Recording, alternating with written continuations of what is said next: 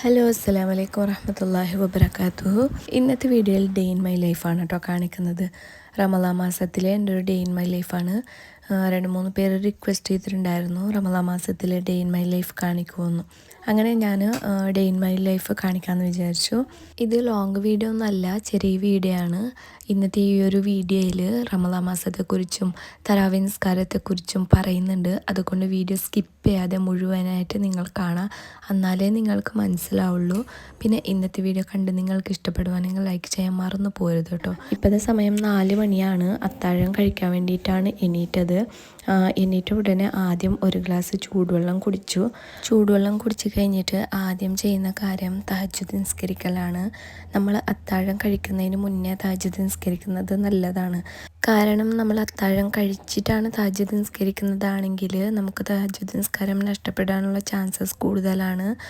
എന്ന് വെച്ചാൽ നമ്മൾ അത്താഴം കഴിക്കുമ്പോൾ ലേറ്റായി കഴിഞ്ഞാൽ നമുക്ക് തഹജ്ജുദ് നിസ്കരിക്കാനുള്ള സമയം കിട്ടില്ല. അതുകൊണ്ടാണ് തഹജ്ജുദ് നിസ്കാരം കഴിഞ്ഞിട്ട് വേണമെങ്കിൽ നിങ്ങൾ അത്താഴം കഴിക്കുക. അത്താഴം കഴിക്കുമ്പോൾ ലൈറ്റായിട്ട് ഫുഡ് കഴിക്കുക, ഹെവി ആയിട്ടുള്ള ഫുഡൊന്നും കഴിക്കാൻ പോകരുത്. അത്താഴത്തിന് നിങ്ങൾ ധാരാളമായിട്ട് വെള്ളം കുടിക്കുക. കാരണം ഇപ്പോൾ ചൂട് കാലമാണ്, പറ്റുന്നത്ര നിങ്ങൾ വെള്ളം കുടിക്കുക. പിന്നെ നിങ്ങൾക്ക് പറ്റുവാണെങ്കിൽ അത്താഴത്തിന് നിങ്ങൾ ഫ്രൂട്ട്സും നട്ട്സും എല്ലാം ഉൾപ്പെടുത്താം കേട്ടോ. ഈ ഒരു സമയം എന്ന് പറയുന്നത് ദുആക്ക് ഇജാബത്തുള്ള സമയമാണ്. അതുകൊണ്ട് നിങ്ങൾ തഹജ്ജുദ് നിസ്കാരം കഴിഞ്ഞിട്ട് ധാരാളമായി നിങ്ങൾ പ്രാർത്ഥിക്കുക. നിങ്ങളുടെ ആവശ്യങ്ങൾ പറഞ്ഞിട്ട് 2 കൈകളും നീട്ടിയിട്ട് അള്ളാഹുവിനോട് പ്രാർത്ഥിക്കുക. ഇൻഷാ അല്ലാഹ് എന്തായാലും ഉത്തരം ലഭിക്കും. കാരണം ഇത് ദുആക്ക് ഇജാബത്തുള്ള സമയമാണ്. ഞാനിന്ന് തഹജ്ജുദ് നിസ്കാരം കഴിഞ്ഞിട്ട് അല്പനേരം ദിക്ർ ചൊല്ലി പിന്നെ ദുആ ചെയ്തു. ഈ ഒരു സമയത്ത് ഞാൻ അധികം ദുആ ചെയ്യാറുണ്ട്. എല്ലാവരെയും എൻ്റെ ദുആയിൽ ഉൾപ്പെടുത്താറുണ്ട്. മരിച്ചുപോയ ആൾക്കാരെയും എൻ്റെ കുടുംബക്കാരെയും എൻ്റെ ഫ്രണ്ട്സിനെയും ഉപ്പാനെയും ഉമ്മാനെയും ഭർത്താവിനെയും എല്ലാവരെയും ഞാൻ ദുആയിൽ ഉൾപ്പെടുത്താറുണ്ട് കേട്ടോ. അങ്ങനെ ദുആ എല്ലാം കഴിഞ്ഞിട്ട് ലൈറ്റായിട്ട് അത്താഴം കഴിച്ചു. ഇന്ന് അത്താഴത്തിന് ചോറും ചിക്കൻ കറിയും ഉണ്ടായിരുന്നു. അങ്ങനെ അതന്നെ കഴിച്ചു. അത് രാത്രിത്തെ കറിയായിരുന്നു, അതന്നെ നമ്മൾ ചൂടാക്കിയിട്ട് കഴിച്ചു. ചോറ് കഴിച്ച് കഴിഞ്ഞിട്ട് ഒരു 10 മിനിറ്റ് ആകുമ്പോൾ ചായ കുടിക്കും കേട്ടോ. ചായ എനിക്ക് മസ്റ്റാണ്. ചായ ഇല്ലെങ്കിൽ തലവേദന എടുക്കും. നോമ്പല്ലാത്ത ദിവസങ്ങളിൽ എനിക്ക് ചായ കുടിച്ചില്ലെങ്കിലും കുഴപ്പമില്ല, പക്ഷെ നോമ്പ് സമയത്ത് എനിക്ക് ചായ മസ്റ്റാണ്. അത് കുടിച്ചില്ലെങ്കിൽ മനസ്സിനൊരു സമാധാനം കിട്ടൂല. അതുകൊണ്ട് ഭക്ഷണം കഴിച്ച് കഴിഞ്ഞിട്ട് ഒരു ഗ്ലാസ് ചായ കുടിക്കും. ഇപ്പം അത് സുബഹി ബാങ്ക് വിളിച്ചിട്ടുണ്ട്. ഇനി സുബഹി നിസ്കരിക്കണം. സുബഹി നിസ്കാരം കഴിഞ്ഞിട്ട് നമ്മൾ ചൊല്ലാനുള്ള ദിക്റുകൾ ഫസ്റ്റ് ചൊല്ലി തീർക്കുക. ഇപ്രാവശ്യം ഞാൻ ഫോക്കസ് ചെയ്യുന്നത് ഇസ്തിഗ്ഫാറാണ്. കാരണം ഈ ഒരു പുണ്യമാകപ്പെട്ട മാസത്തിൽ അള്ളാഹു തആല നമ്മൾ ചെയ്തു പോയ എല്ലാ പാപങ്ങളെയും പൊറുത്തു തരും. അതുകൊണ്ട് നമുക്ക് പറ്റുന്നത്ര ഇസ്തിഗ്ഫാർ നമ്മൾ ചൊല്ലുക. പിന്നെ സ്വലാത്ത് ചൊല്ലുക. ദിക്റുകളെല്ലാം ചൊല്ലി കഴിഞ്ഞിട്ട് നമ്മൾ ഖുർആൻ ഓതുക. ഇപ്രാവശ്യം പ്ലാനറിൽ നമ്മൾ ഖത്തം പ്ലാൻ ചെയ്തിട്ടുണ്ടല്ലോ. നമുക്ക് കിട്ടുന്ന സമയങ്ങളിലെല്ലാം നമ്മൾ ഖുർആൻ ഓതുക. 30 ദിവസത്തെ ചാലഞ്ചാണ് നമ്മൾ പ്ലാനറിൽ ഉൾപ്പെടുത്തിയിട്ടുള്ളത്. ഓരോ ദിവസം നമ്മൾ ഓരോ ജുസു ഓതിയാൽ മതിയാവും. 30 ദിവസമാകുമ്പോൾ നമുക്ക് 30 ജുസു ഓതി തീർക്കാൻ പറ്റും.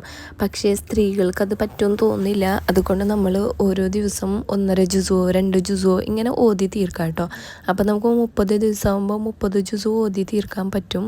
അതിനേക്കാൾ കൂടുതൽ ഓതാൻ പറ്റുന്ന ആൾക്കാർ കൂടുതൽ ഓതാം. ഈ ഒരു മാസത്തിൽ നിങ്ങൾക്ക് എത്ര ഖത്തം തീർക്കാൻ പറ്റുന്നുണ്ട് അത്ര നിങ്ങൾ തീർക്കുക. കാരണം ഇത് ഖുർആനിൻ്റെ മാസമാണ്, അത്രയേറെ പുണ്യമേറിയ മാസമാണ്.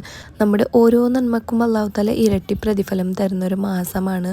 അതുകൊണ്ട് പറ്റുന്നത്ര നമ്മൾ ഇബാദത്തുകൾ ചെയ്യുക, മറ്റുള്ളവർക്ക് പൊറുത്തു കൊടുക്കുക, നല്ലത് ചിന്തിക്കുക, നല്ല കാര്യങ്ങൾ ചെയ്യുക, മറ്റുള്ളവരെ സഹായിക്കുക.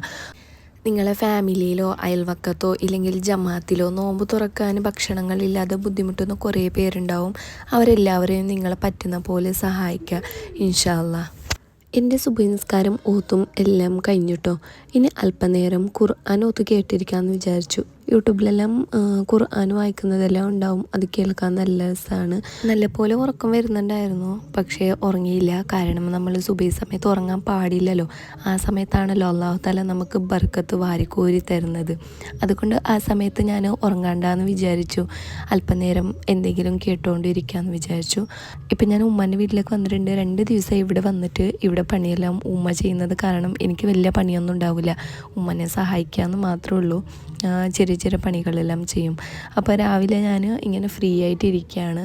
അങ്ങനെ ഇന്ന് രാവിലെ ഞാൻ റൂമെല്ലാം ക്ലീൻ ചെയ്യാമെന്ന് വിചാരിച്ചു. റൂം ക്ലീൻ ഉണ്ട്, പക്ഷെ നീറ്റില്ലായിരുന്നു, ഫുള്ള് പൊടി പിടിച്ചിട്ടൊക്കെ ഉണ്ടായിരുന്നു. ഇതെൻ്റെ തന്നെ റൂമാണ്, പക്ഷെ ഞാനില്ലാത്ത സമയത്ത് വേറെ ആൾക്കാരും ഈ റൂം യൂസ് ചെയ്യും. അതുകൊണ്ട് എല്ലാം ഒന്ന് നീറ്റാക്കി വെക്കാമെന്ന് വിചാരിച്ചു കേട്ടോ. ഫുള്ള് ക്ലീൻ ചെയ്തു റൂം. നമ്മുടെ ഇസ്ലാമിൽ ക്ലീനിങ്ങിന് ഒരുപാട് മഹത്വമുണ്ട്. ഖുർആനിൽ പോലും അള്ളാഹു തആല മെൻഷൻ ചെയ്തിട്ടുണ്ട്. ബഖറ സൂറത്തിലെ 222 ആയത്തിൽ അള്ളാഹു തആല പറയുന്നു, അള്ളാഹു തആലക്ക് തൗബ ചെയ്ത് ഖേദിച്ച് മടങ്ങുന്നവരെയും ശുദ്ധിയുള്ളവരെയും ഒരുപാട് ഇഷ്ടമാണെന്ന്. അതുകൊണ്ട് നമ്മൾ നമ്മുടെ വീടും പരിസരവും എപ്പോഴും വൃത്തിയാക്കി വെക്കുക. ഞാൻ മുമ്പത്തെ വീഡിയോസിലെല്ലാം ഒരുപാട് ഇതിനെക്കുറിച്ച് പറഞ്ഞിട്ടുണ്ട്, ക്ലീനിങ്ങിനെ കുറിച്ച് ഒരുപാട് പറഞ്ഞിട്ടുണ്ട്. നമ്മൾ വീട്ടുജോലി ചെയ്യുന്നതിന് മുമ്പ് എപ്പോഴും നിയ്യത്ത് ചെയ്യുക. നിയ്യത്ത് ചെയ്തിട്ട് ബിസ്മി ചൊല്ലിയിട്ട് വേണം നമ്മൾ വീട്ടുജോലിയെല്ലാം ചെയ്യാൻ വേണ്ടിയിട്ട്. കാരണം നമ്മൾ നിയ്യത്ത് ചെയ്തിട്ടാണ് വീട്ടുജോലിയെല്ലാം ചെയ്യുന്നതെങ്കിൽ അള്ളാഹു തആല നമുക്ക് അതിൻ്റെ അർഹമായ പ്രതിഫലം കൂടി തരുന്നുണ്ട്. ഒരുപാട് മഹത്വമുണ്ട് കേട്ടോ ക്ലീനിങ്ങിന്. നിങ്ങൾ നിസ്സാരമായി കാണുന്ന ഒരു കാര്യമായിരിക്കും ക്ലീനിങ്. മടി പിടിച്ച് പോലും ഇരിക്കുന്ന കുറേ പേരുണ്ട്. പക്ഷെ നമ്മൾ ചെയ്യുന്ന ഓരോ ജോലി ഉണ്ടല്ലോ, ഇപ്പം നിങ്ങൾ തുണി കഴുകുവാണെങ്കിലും പാത്രം കഴുകുവാണെങ്കിലും വീട് അടിച്ചു വാരുവാണെങ്കിലും മുറ്റം അടിക്കുവാണെങ്കിലും എല്ലാത്തിനും അള്ളാഹു തആല അർഹമായ പ്രതിഫലം വെച്ചിട്ടുണ്ട്. നിങ്ങൾ നിസ്സാരമായി കാണുന്ന ഒരു കാര്യമായിരിക്കും, പക്ഷെ നമ്മൾ ചെയ്യുന്ന ഓരോ നന്മക്കുണ്ടല്ലോ അള്ളാഹു തആല അതിൻ്റെ അർഹമായ പ്രതിഫലം വെച്ചിട്ടുണ്ട്. നിങ്ങളെപ്പോൾ വീട്ടു ജോലി ചെയ്യുവാണെങ്കിലും പാത്രം കഴുകുന്നതാവട്ടെ തുണി കഴുകുന്നതാവട്ടെ എന്ത് ഒരു ചെറിയ പണി ചെയ്യുവാണെങ്കിലും നിങ്ങൾ അത് ചെയ്യുന്നതിന് മുമ്പ് ബിസ്മി ചൊല്ല. പിന്നെ ഇതുപോലെ നിയ്യത്ത് ചെയ്യുക, അള്ളാഹുവേ ഞാൻ ചെയ്യുന്ന ഈ ജോലിക്ക് അർഹമായ പ്രതിഫലം തരണേന്ന് നിങ്ങൾ നിയ്യത്ത് വെച്ചിട്ട് വേണം ജോലിയെല്ലാം ചെയ്യാനായിട്ട്. എന്നാലേ നിങ്ങൾക്ക് അതിൻ്റെ അർഹമായ പ്രതിഫലം ലഭിക്കും. ഇത് പറയാൻ നിങ്ങൾ ഒരിക്കലും മറന്നു പോകരുത് കേട്ടോ. ഈ ഒരു കാര്യം ആരും മറക്കണ്ട കേട്ടോ. ഞാൻ ഇതിന് മുമ്പത്തെ വീഡിയോസിലും ഇതിനെക്കുറിച്ച് ഒരുപാട് പറഞ്ഞിട്ടുണ്ട്. ക്ലീനിങ്ങിനെ കുറിച്ചും അതിൻ്റെ ഇമ്പോർട്ടൻസിനെ കുറിച്ചും നമ്മൾ ക്ലീനിങ് ചെയ്യുമ്പോൾ എന്തൊക്കെ കാര്യങ്ങൾ ശ്രദ്ധിക്കണം, ഇതെല്ലാം ഞാൻ മുമ്പത്തെ വീഡിയോസിലും പറഞ്ഞിട്ടുണ്ട്. നിങ്ങൾ മുമ്പത്തെ വീഡിയോസെല്ലാം കാണാത്ത ആൾക്കാരാണെങ്കിൽ അത് ഫ്രീ ഉള്ള സമയത്തൊന്ന് കണ്ടു നോക്കാം ഇൻഷാ അല്ലാ. ബെഡിലും വിൻഡോസിലെല്ലാം നല്ലപോലെ പൊടി പിടിച്ചിട്ടുണ്ടായിരുന്നു, അതെല്ലാം ക്ലീൻ ചെയ്തു. ഇത് റമദാൻ മാസം കൂടി ആയതുകൊണ്ട് നമ്മൾ ഒരുപാട് കാര്യങ്ങൾ ശ്രദ്ധിക്കണം. ക്ലീനിങ് ആണെങ്കിലും എല്ലാ കാര്യങ്ങളും നമ്മൾ ശ്രദ്ധിക്കണം. കാരണം ഇതൊരു പ്രത്യേകമായ പുണ്യമുള്ളൊരു മാസമാണ്. ഈ ഒരു മാസത്തിൻ്റെ പ്രത്യേകത എന്താണെന്നറിയോ? ഇത് ഖുർആൻ അവതരിപ്പിക്കപ്പെട്ട മാസം കൂടിയാണ്. ഈ ഒരു മാസത്തിൽ നമ്മൾ ചെയ്യുന്ന ഓരോ നന്മക്കും അല്ലാഹു തആല ഇരട്ടി പ്രതിഫലമാണ് തരുന്നത്. ഈ ഒരു മാസത്തിൽ നമ്മൾ ശ്രദ്ധിക്കേണ്ട ചില കാര്യങ്ങൾ ഞാൻ പറയാം കേട്ടോ. ഈ ഒരു മാസത്തിൽ നമ്മുടെ ദുആക്ക് ഉത്തരം ലഭിക്കുന്ന 2 സമയങ്ങളെ നമ്മൾ മാക്സിമം ഉപയോഗപ്പെടുത്തണം. നോമ്പുകാരൻ്റെ ദുആക്ക് എന്തായാലും ഉത്തരം ഉണ്ടാവും, പക്ഷെ നമ്മുടെ ദുആക്ക് കൂടുതൽ ഇജാബത്ത് കിട്ടുന്ന 2 സമയങ്ങളുണ്ട്. ആ 2 സമയങ്ങളെ നമ്മൾ ഒരിക്കലും മിസ്സാക്കരുത്. ആ സമയങ്ങൾ ഏതൊക്കെയാണെന്ന് നമുക്ക് നോക്കാം. ഒന്നാമത്തെ സമയം എന്ന് പറയുന്നത് നോമ്പ് മുറിക്കുന്നതിന് തൊട്ട് മുമ്പുള്ള സമയം. ഈ ഒരു സമയത്ത് നമ്മൾ ദുആ ചെയ്യുവാണെങ്കിൽ നമ്മുടെയും റബ്ബിൻ്റെയും ഇടയിൽ യാതൊരു മറയും ഉണ്ടാവില്ല. ഈ സമയത്ത് നമ്മൾ ചെയ്യുന്ന ദുആക്ക് അല്ലാഹു തആല എന്തായാലും ഉത്തരം നൽകിയിരിക്കും ഇൻഷാ അല്ലാ. നിങ്ങൾ ഈ ഒരു സമയത്ത് മാക്സിമം ഉപയോഗപ്പെടുത്തുക. നോമ്പ് തുറക്കുന്നതിന് തൊട്ട് മുമ്പുള്ള സമയം എന്ന് പറയുമ്പോൾ നമ്മൾ നോമ്പ് തുറക്കാനുള്ള ഭക്ഷണങ്ങളെല്ലാം ടേബിളിൽ ഒരുക്കി വെക്കൂലേ, അങ്ങനെ ഭക്ഷണങ്ങളെല്ലാം നമ്മൾ ടേബിളിൽ റെഡിയാക്കി കഴിഞ്ഞിട്ട് 10-15 മിനിറ്റ് നമ്മൾ ബാങ്കിന് വേണ്ടിയിട്ട് എന്തായാലും വെയിറ്റ് ചെയ്തിരിക്കും. ആ സമയത്ത് നമ്മൾ വെറുതെ സംസാരിച്ചിരുന്ന് സമയം കളയാതെ ആ സമയത്ത് ഇരുന്ന് നമ്മൾ ദുആ ചെയ്യുക. ഇൻഷാ അല്ലാ അല്ലാഹു തആല എന്തായാലും ദുആക്ക് ഉത്തരം നൽകും. രണ്ടാമത്തെ സമയം എന്ന് പറയുന്നത് അത്താഴത്തിൻ്റെ സമയമാണ്. എല്ലാവരും അത്താഴത്തിന് 4 മണിക്കായിരിക്കും എണീക്കുന്നത്. 4 മണിക്ക് എണീറ്റ് എല്ലാവരും എന്തായാലും തഹജ്ജുദ് നിസ്കരിക്കും. തഹജ്ജുദ് നിസ്കാരം കഴിഞ്ഞിട്ട് നിങ്ങൾ ധാരാളമായി ദുആ ചെയ്യുക. ഈ സമയത്തൊക്കെ നിങ്ങൾ ദുആ ചെയ്യുമ്പോൾ നിങ്ങൾക്ക് പ്രധാനപ്പെട്ട കാര്യങ്ങളൊക്കെ ഉണ്ടാവില്ലേ, അതെല്ലാം അള്ളാഹുവിനോട് പ്രാർത്ഥിക്കാം. കളിയും ചിരിയും തമാശയും കൊണ്ട് ഈ സമയത്ത് നിങ്ങൾ എന്തായാലും പാഴാക്കി കളയരുത്. ദുആ ചെയ്യാൻ വേണ്ടിയിട്ട് നിങ്ങൾ ഉപയോഗപ്പെടുത്തണം. ഇൻഷാ അല്ലാ എന്തായാലും അല്ലാഹു തആല നിങ്ങളുടെ ആഗ്രഹങ്ങളെല്ലാം പൂർത്തിയാക്കി തരും. പിന്നെ നിങ്ങൾ നോമ്പ് തുറക്കുമ്പോൾ ഈത്തപ്പഴം കൊണ്ട് നോമ്പ് തുറക്കുക. ഈത്തപ്പഴം ഇല്ലെങ്കിൽ നിങ്ങൾ വെള്ളം കൊണ്ട് നോമ്പ് തുറക്കുക. കുറേ പേരൊക്കെ ദാഹം കാരണം ജ്യൂസ് കുടിച്ചുകൊണ്ട് നോമ്പ് തുറക്കാറുണ്ട്. നമ്മളെപ്പോഴും ഈത്തപ്പഴത്തിന് മുൻഗണന നൽകുക. നോമ്പ് തുറക്കുമ്പോഴുള്ള പ്രാർത്ഥന ചൊല്ലുക. നോമ്പ് തുറപ്പിച്ചവർക്ക് വേണ്ടി പ്രാർത്ഥിക്കുക. നമുക്ക് നോമ്പ് തുറക്കാൻ വേണ്ടിയിട്ട് ഭക്ഷണം നൽകി സഹായിച്ച ആൾക്കാരുണ്ടാവില്ലേ, അവർക്ക് വേണ്ടിയിട്ട് പ്രത്യേകമായി പ്രാർത്ഥിക്കുക. നോമ്പ് തുറന്ന് കഴിഞ്ഞിട്ട് മഗ്‌രിബ് നിസ്കാരം പെട്ടെന്ന് പോയി നിസ്കരിക്കുക. കാരണം മഗ്‌രിബ് നിസ്കാരം പെട്ടെന്ന് കളായി പോവും. അതുകൊണ്ട് നിങ്ങൾ നോമ്പ് തുറക്കുന്ന ബിസിയിൽ മഗ്‌രിബ് നിസ്കാരം ഒഴിവാക്കരുത്. നിങ്ങൾ പെട്ടെന്ന് പോയി മഗ്‌രിബ് നിസ്കരിക്കുക. ബാക്കി വരുന്ന ഭക്ഷണങ്ങൾ മാരിബ് നിസ്കാരം കഴിഞ്ഞിട്ട് നിങ്ങൾ കഴിക്കുക. പിന്നെ നമ്മൾ ബാങ്ക് വിളിക്കുമ്പോൾ അതുപോലെ റിപ്പീറ്റ് ചെയ്യുക. നമ്മൾ റമദാൻ മാസത്തിന് മുമ്പെല്ലാം ബാങ്ക് വിളിക്കുമ്പോൾ അതിൻ്റെ കൂട്ടത്തിൽ റിപ്പീറ്റ് ചെയ്യായിരുന്നു, ഇബ്രാഹിമിയ സ്വലാത്തും കൂടി ചെല്ലുന്നുണ്ടായിരുന്നു. പക്ഷേ റമദാൻ മാസത്തിൽ അതാരും ശ്രദ്ധിക്കാറില്ല, കാരണം നോമ്പ് തുറക്കുന്ന ബിസിയിലായിരിക്കും എല്ലാവരും. പക്ഷെ നമ്മൾ റമദാൻ മാസത്തിലും അത് മറന്നു പോകരുത്. ബാങ്ക് വിളിക്കുമ്പോൾ അത് നമ്മൾ റിപ്പീറ്റ് ചെയ്യുക. മുമ്പെല്ലാം എങ്ങനെ ചെയ്യുന്നുണ്ടായിരുന്നോ അതേപോലെ നമ്മൾ റിപ്പീറ്റ് ചെയ്യുക. ഇതിന് ബാങ്ക് വിളിച്ച് കഴിഞ്ഞിട്ടുള്ള ദുആ ചെയ്യുക, ആയത്തുൽ കുർസി ഓതുക. അതേപോലെ തന്നെ നമ്മുടെ റമദാൻ മാസത്തിൽ മാത്രം സ്പെഷ്യലായ ഒരു സുന്നത്ത് നിസ്കാരമുണ്ട്, തറാവി നിസ്കാരം. അതും നിങ്ങൾ എല്ലാ ദിവസവും കൃത്യമായി ഇശാ നിസ്കാരത്തിന് ശേഷം നിസ്കരിക്കാൻ മറന്നു പോകരുത് കേട്ടോ. ഇന്നത്തെ ഈ എല്ലാം ടിപ്സ് നിങ്ങൾ ഫോളോ ചെയ്യുമെന്ന് വിചാരിക്കുന്നു. ഇത് നിങ്ങൾക്ക് ഉപകാരപ്പെടുമെന്നും വിചാരിക്കുന്നു ഇൻഷാ അല്ലാഹ്. അങ്ങനെ എൻ്റെ ക്ലീനിങ്ങിൻ്റെ കാര്യങ്ങളെല്ലാം പകുതി വരെ ആയി കേട്ടോ. ഇതെല്ലാം ഞാൻ എൻ്റെ വിവാഹത്തിന് മുമ്പ് യൂസ് ചെയ്തുകൊണ്ടിരുന്ന കുറേ കച്ചറ സാധനങ്ങളാണ്. ഇതിൽ പെന്നുണ്ട്, പിന്നെ ക്രാഫ്റ്റിനെല്ലാം യൂസ് ചെയ്തുകൊണ്ടിരുന്ന കുറേ ഐറ്റംസ് ഉണ്ട്. ജേർണലൊക്കെ ഞാൻ മുമ്പ് ചെയ്യുന്നുണ്ടായിരുന്നു കേട്ടോ. അപ്പോൾ അതിലെല്ലാം യൂസ് ചെയ്തുകൊണ്ടിരുന്ന കുറേ ബുക്സും സ്റ്റിക്കേഴ്സും ഹാൻഡ് മെയ്ഡായിട്ട് ചെയ്തിട്ടുള്ള എല്ലാ സാധനങ്ങളും ഉണ്ട് കേട്ടോ. അതെല്ലാം ഇപ്പോൾ കേടായിട്ടുണ്ട്. അതിൽ നല്ല സാധനങ്ങളെല്ലാം ഞാൻ പെരക്കി വെക്കുന്നുണ്ട്. വേണ്ടാത്ത സാധനങ്ങളെല്ലാം കളയാൻ വേണ്ടിയിട്ട് വെച്ചിട്ടുണ്ട്. ഇതെല്ലാം കളയാൻ വേണ്ടി വെച്ചതാണ്. കുറേ പേപ്പർസും എല്ലാം ഉണ്ട്. ഞാൻ മുമ്പ് എല്ലാ സാധനങ്ങളും സൂക്ഷിച്ചു വെക്കുന്ന ആളായിരുന്നു. എന്ത് കിട്ടിയാലും സൂക്ഷിച്ചു വെക്കും, ഒന്നും കളയില്ല. അങ്ങനെ എല്ലാ സാധനങ്ങളും വൃത്തിയാക്കി വെച്ചു. ഇപ്പോൾ റൂം കാണുമ്പോൾ നല്ല നീറ്റായിട്ടുണ്ട്. ഇപ്പോൾ ലുഹ നിസ്കരിക്കാനുള്ള സമയമായി. അങ്ങനെ ഞാൻ നിസ്കരിക്കാൻ വേണ്ടിയിട്ട് പോയി. മേല് കഴുകിയിട്ടാണ് ഞാൻ ലുഹ നിസ്കരിക്കാൻ വേണ്ടിയിട്ട് പോയത്. കാരണം ഇപ്പം നല്ല ചൂടാണ്, അതുകൊണ്ട് മേല് കഴുകാതെ നമുക്കൊന്നും ചെയ്യാൻ പറ്റില്ല, അത്രയ്ക്കും ചൂടാണ്. മേല് കഴുകിയിട്ട് ഞാൻ ലുഹ നിസ്കരിക്കാൻ പോയിട്ടോ. ലുഹ നിസ്കാരം കഴിഞ്ഞിട്ട് ഞാൻ അതേ മുസല്ലയിലായിരുന്നു ഖുർആൻ ഓതി. കാരണം ലുഹർ ബാങ്കിന് അരമണിക്കൂറേ സമയമുള്ളൂ. അതുവരെ ഞാൻ വെയിറ്റ് ചെയ്തിരിക്കാമെന്ന് വിചാരിച്ചു. അതുവരെ ഞാൻ ഖുർആൻ ഓതി. ഇന്ന് 2 ജുസെങ്കിലും തീർക്കാനുള്ള പ്ലാനാണ്. ഇപ്പോൾ ഇതാ ലുഹർ ബാങ്ക് വിളിച്ചിട്ടുണ്ട്, ഇന്ന് ലുഹർ നിസ്കരിക്കണം.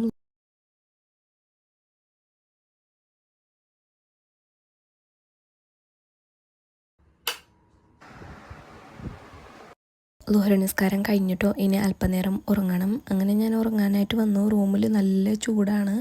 ഫാൻ ഇട്ടിട്ട് ഞാൻ കുറച്ച് നേരം ഉറങ്ങിയിട്ട് വൈകുന്നേരം എണീക്കാമെന്ന് വിചാരിച്ചു. ഞാനൊരു 4 മണി വരെ ഉറങ്ങിയിട്ടോ. അങ്ങനെ ഉറങ്ങി എണീറ്റ് കഴിഞ്ഞിട്ട് ജേർണൽ ചെയ്യാമെന്ന് വിചാരിച്ചു. വേറെ പണിയൊന്നും ഇല്ലല്ലോ, ചായ കുടി അങ്ങനെയൊന്നും പണിയില്ലല്ലോ ഇപ്പോൾ. അങ്ങനെ ഞാൻ ജേർണൽ ചെയ്ത് കഴിഞ്ഞിട്ട് കുറച്ച് ബുക്സ് വായിക്കാണ്ടായിരുന്നു. അങ്ങനെ ബുക്സ് വായിച്ചുകൊണ്ടിരിക്കുകയാണ്. ഈ ഒരു ബുക്കുണ്ടല്ലോ, പഴയ ബുക്കാണ്. ഞാൻ മദ്രസ പഠിക്കുന്ന സമയത്ത് നമ്മളൊരു ഉറൂസിന് പോയപ്പോൾ മേടിച്ചൊരു ബുക്കാണ് കേട്ടോ. പണ്ട് ഞാനിത് വായിച്ച ഓർമ്മ എനിക്ക് ഇപ്പോഴും ഉണ്ട്. അങ്ങനെ ഇത് ഞാൻ വീണ്ടും വായിക്കാമെന്ന് വിചാരിച്ചു. കാരണം ഈ ഒരു ബുക്ക് എനിക്ക് ഭയങ്കര സ്പെഷ്യലാണ്. സ്പെഷ്യൽ എന്ന് പറയുന്ന കാരണമുണ്ട്. ഇത് ഞാൻ മദ്രസ പഠിക്കുന്ന സമയത്ത് വായിച്ച ബുക്കാണ്. ഇത് വായിച്ച സമയത്ത് ഞാൻ പേടി, കാരണം രാത്രി ഉറങ്ങിയിട്ടില്ല. ഈ ഒരു ബുക്കിൽ അസ്രായേലിനെ കുറിച്ചും മഹ്ശറത്തെക്കുറിച്ചും നരകത്തെക്കുറിച്ചും എല്ലാം എക്സ്പ്ലെയിൻ ചെയ്തിട്ടുണ്ട്. ഇത് വായിച്ചിട്ട് ഞാൻ നല്ലോണം പേടിച്ചിട്ടുണ്ടായിരുന്നു. അതുകൊണ്ടാണ് ഞാനിത് സ്പെഷ്യൽ എന്ന് പറഞ്ഞത്. അന്ന് ഞാൻ ചെറുപ്പമായത് കൊണ്ട് ഒരുപാട് പേടിച്ചു. ഇതിൽ അസ്രായേലിനെ കുറിച്ച് വർണ്ണിച്ചിട്ടുണ്ട്. അസ്രായേൽ എങ്ങനെ ഉണ്ടാവും, എങ്ങനെ വരും, നമ്മൾ മരിച്ചു കഴിഞ്ഞാൽ എങ്ങനെ ഉണ്ടാവും, എത്ര വേദന ഉണ്ടാവും, പിന്നെ നമ്മളെ മയ്യത്ത് കൊണ്ടുപോകുമ്പോഴുള്ളൊരവസ്ഥ, നമ്മളെ ഖബറിൽ കിടത്തിയാലുള്ളൊരവസ്ഥ, അതിന് ശേഷം മലക്കുകൾ വന്ന് വിചാരണ ചെയ്യുന്നത്, ഇതിനെക്കുറിച്ചെല്ലാം ഡീറ്റെയിൽ ആയിട്ട് എക്സ്പ്ലെയിൻ ചെയ്തിട്ടുണ്ട്. മലക്കുകളെ കുറിച്ചും അള്ളാഹുവിനെ കുറിച്ചും എല്ലാം, നമ്മൾ മരണപ്പെട്ട് കഴിഞ്ഞാലുള്ള എല്ലാ അവസ്ഥകളെ കുറിച്ചും ഈ ഒരു ബുക്കിൽ എക്സ്പ്ലെയിൻ ചെയ്തിട്ടുണ്ട്. ഇത് വായിച്ചിട്ട് ഞാൻ 2 ദിവസം പേടിച്ച് ഉറങ്ങിയിട്ടില്ല. അത്ര പേടിയായിരുന്നു ആ ഒരു കുട്ടിക്കാലത്ത്. ഇപ്പോൾ വായിച്ചാൽ എങ്ങനെ ഉണ്ടാവുമെന്ന് എനിക്കറിയില്ല. അതുകൊണ്ട് ഞാനിത് വായിക്കാമെന്ന് വിചാരിച്ചു.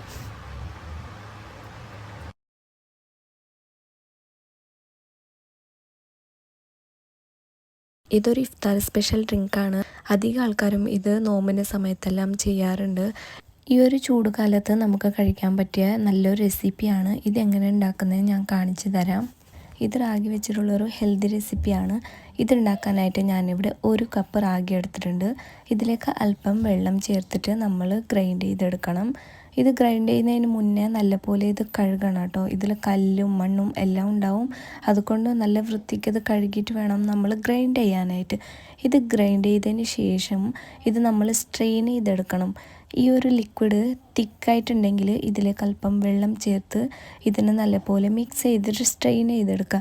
അതില്ലെങ്കിൽ നമുക്ക് സ്ട്രെയിൻ ചെയ്യാൻ ബുദ്ധിമുട്ടാണ്. നിങ്ങളുടെ കയ്യിൽ വലിയ അരിപ്പ അത് വെച്ചിട്ട് സ്ട്രെയിൻ ചെയ്താൽ പെട്ടെന്ന് പണി കഴിയും കേട്ടോ. പിന്നെ നമ്മൾ സ്ട്രെയിൻ ചെയ്തിട്ട് ബാക്കി വരുന്ന ഈ ഒരു സാധനമില്ലേ, ഇത് കോഴിക്കും പശുവിനും നമുക്ക് കൊടുക്കാം കേട്ടോ, അത് കഴിക്കും. ഇനി നമ്മൾ സ്ട്രെയിൻ ചെയ്ത് വെച്ച ഈ റാഗി ലിക്വിഡിനെ തിളപ്പിച്ചെടുക്കണം. ഇത് തിളപ്പിക്കുമ്പോൾ ഇതിലേക്ക് നമ്മൾ ശർക്കര ചേർത്ത് കൊടുക്കണം. നമ്മുടെ മധുരത്തിന് ആവശ്യമുള്ള ശർക്കരയും ഉപ്പും ഇതിലേക്ക് ചേർത്ത് നമ്മൾ ഇത് നല്ലപോലെ ഒന്ന് തിളപ്പിച്ചെടുക്കണം. ഇത് നമ്മൾ തിളപ്പിക്കുമ്പോൾ അടിയിൽ പിടിക്കരുത്. അടിയിൽ പിടിക്കാതിരിക്കാൻ വേണ്ടിയിട്ട് നമ്മൾ ഇതേപോലെ ചെയ്യണം. ഇങ്ങനെ ചെയ്യുമ്പോൾ ഇത് അടിയിൽ പിടിക്കില്ല കേട്ടോ. ഇത് തിക്ക് കൺസിസ്റ്റൻസി ആയി വരുന്നത് വരെ നമ്മൾ തിളപ്പിക്കണം. ഇതേപോലെ ആവണം. ഈ കൺസിസ്റ്റൻസിയിൽ എത്തുമ്പോൾ നമ്മൾ ഫ്ലെയിം ഓഫ് ചെയ്യുക. ഇനി നമ്മൾ ഇതിനെ നെയ്യ് പുരട്ടിയ ഒരു പാത്രത്തിലേക്ക് ഇതേപോലെ ഒഴിച്ചിട്ട് 2 മണിക്കൂർ സെറ്റാവാൻ വേണ്ടിയിട്ട് വെക്കണം. ഇത് സെറ്റാവാൻ 2 മണിക്കൂറെങ്കിലും എടുക്കും. ഇത് അല്പം തണുത്ത് കഴിഞ്ഞാൽ നമുക്ക് ഫ്രിഡ്ജിൽ വേണമെങ്കിലും വെച്ചിട്ട് സെറ്റ് ചെയ്യാം കേട്ടോ. ഇത് സെറ്റായി വരുന്ന സമയം കൊണ്ട് നമുക്ക് തേങ്ങാപ്പാൽ ഉണ്ടാക്കാം. ഇതിലേക്ക് തേങ്ങാപ്പാൽ ആവശ്യമാണ്. തേങ്ങാപ്പാൽ ഉണ്ടാക്കാനായിട്ട് ഞാനിവിടെ 1 കപ്പ് ചിരകിയ തേങ്ങ എടുത്തിട്ടുണ്ട്. ഞാൻ റാഗി അളന്ന ഗ്ലാസ്സിലാണ് തേങ്ങയും അളന്നെടുത്തിട്ടുള്ളത്. റാഗി 1 കപ്പ് എടുത്തിട്ടുണ്ട്, 1 കപ്പ് തേങ്ങയും എടുത്തിട്ടുണ്ട്. പിന്നെ ഇതിലേക്ക് നമുക്ക് പഞ്ചസാര ആവശ്യമുണ്ട്, പിന്നെ വെള്ളം, 1/4 ടീസ്പൂൺ ഉപ്പും വേണം. അപ്പോൾ ഞാൻ ഇത്രയാണ് പഞ്ചസാര എടുത്തിട്ടുള്ളത്. മിക്സി ജാറിലേക്ക് നമ്മൾ അളന്ന് വെച്ച തേങ്ങ ഇട്ട് കൊടുത്തിട്ടുണ്ട്, പഞ്ചസാര ഇട്ട് കൊടുത്തിട്ടുണ്ട്, പിന്നെ 1/4 ടീസ്പൂൺ ഉപ്പും ഇട്ട് കൊടുക്കുന്നുണ്ട്. പിന്നെ ഇതിലേക്ക് ആവശ്യത്തിനുള്ള വെള്ളം ചേർത്തിട്ട് അരച്ചെടുക്കുന്നുണ്ട് കേട്ടോ. ലാസ്റ്റ് മിനിറ്റ് ആകുമ്പോൾ ഇതിലേക്ക് നമ്മൾ അല്പം ഏലക്ക ചേർത്ത് കൊടുക്കുക. നല്ല ഫ്ലേവർ ഉണ്ടാവും കേട്ടോ. ഇപ്പം നല്ലപോലെ അരച്ചെടുത്തിട്ടുണ്ട്. തേങ്ങ അരച്ച് കഴിഞ്ഞാൽ ഇതിൻ്റെ പാല് നമ്മൾ നല്ലപോലെ പിഴിഞ്ഞെടുക്കണം. ഇതിൻ്റെ പാല് മാത്രമാണ് നമ്മൾക്ക് ആവശ്യമുള്ളത്. നമ്മൾ നേരത്തെ സെറ്റാവാൻ വേണ്ടിയിട്ട് വെച്ച റാഗിയെല്ലാം സെറ്റാക്കി ഇട്ടിട്ടുണ്ട്. ഇനി നമ്മൾ ഇതിനെ ഇതേപോലെ ക്യൂബ്സായിട്ട് കട്ട് ചെയ്തെടുക്കുക. ചെറിയ ചെറിയ ക്യൂബ്സായിട്ട് നമ്മൾ കട്ട് ചെയ്തെടുക്കുക. ഇത് നമ്മൾ കട്ട് ചെയ്ത് വെച്ച റാഗി ക്യൂബ്സാണ്. ഈ റാഗി ക്യൂബ്സിനെ നമ്മൾ നേരത്തെ റെഡിയാക്കി വെച്ച തേങ്ങാപ്പാലിലേക്ക് ചേർത്ത് കൊടുക്കുക. ഇത് രണ്ടും മിക്സ് ചെയ്തിട്ട് നമ്മൾ കഴിക്കുക. ഇത് നമ്മൾ കഴിക്കുന്നതിന് മുമ്പ് 1 മണിക്കൂറെങ്കിലും ഫ്രിഡ്ജിൽ വെച്ച് തണുപ്പിച്ച് കഴിക്കുക. ഇങ്ങനെ തണുപ്പിച്ച് കഴിക്കുമ്പോഴാണ് ഇതിൻ്റെ ടേസ്റ്റ് കൂടുതൽ. ഇത് നമ്മുടെ നാട്ടിൽ നോമ്പ് സമയത്ത് ഇഫ്താറിന് വേണ്ടിയിട്ട് സ്പെഷ്യലായിട്ട് ഉണ്ടാക്കുന്ന ഒരു ഡ്രിങ്കാണ് കേട്ടോ. സമ്മറിലെല്ലാം ഇത് കുടിക്കുന്നത് നല്ലതാണ്. ഈ ഒരു ചൂടുകാലത്തെല്ലാം ഇത് കുടിക്കുന്നത് ഒരുപാട് നല്ലതാണ്. ഇതിന് ഫ്ലോട്ടിംഗ് റാഗി സർബത്ത് എന്നും കൂടി പേരുണ്ട് കേട്ടോ. ഇത് ഉണ്ടാക്കാൻ ഈസിയാണ് കേട്ടോ. കഴിക്കാനും നല്ല ടേസ്റ്റ് ഉണ്ട്. ഇത് തണുപ്പിച്ച് കഴിക്കുമ്പോൾ നല്ല ടേസ്റ്റാണ് കേട്ടോ. ഇതുവരെ നിങ്ങളിത് ട്രൈ ചെയ്തിട്ടില്ലെങ്കിൽ ഒന്ന് ട്രൈ ചെയ്ത് നോക്കുക. ഇതുവരെ നിങ്ങളിത് കഴിച്ചിട്ടില്ലെങ്കിൽ ഇതൊന്നും നിങ്ങൾ വീട്ടിൽ ട്രൈ ചെയ്ത് നോക്കുക. എന്തായാലും നിങ്ങൾക്ക് ഇഷ്ടമാവും ഇൻഷാ അല്ലാഹ്. നമുക്ക് നോമ്പ് തുറക്കാൻ വേണ്ടിയിട്ട് ഉമ്മ ഇവിടെ സമൂസ ഉണ്ടാക്കുന്നുണ്ട്. നോമ്പ് സമയത്ത് നമ്മൾ അധികം എണ്ണ പലഹാരങ്ങളൊന്നും ഉണ്ടാക്കലില്ല കേട്ടോ. എൻ്റെ അനിയത്തിക്ക് ഇത് ഇഷ്ടമാണ്, അതുകൊണ്ടാണ് ഉണ്ടാക്കിയത്. നോമ്പ് തുറക്കുമ്പോൾ നമുക്ക് ഫ്രൂട്ട്സ് ഉണ്ടാവും, ജ്യൂസ് ഉണ്ടാവും, പിന്നെ മഗ്‌രിബ് നിസ്കാരം കഴിഞ്ഞിട്ട് എന്തെങ്കിലും കഴിക്കാൻ ഉണ്ടാവും. പിന്നെ ചില ദിവസങ്ങളിൽ നമ്മൾ കസ്റ്റർഡ് ഉണ്ടാക്കും.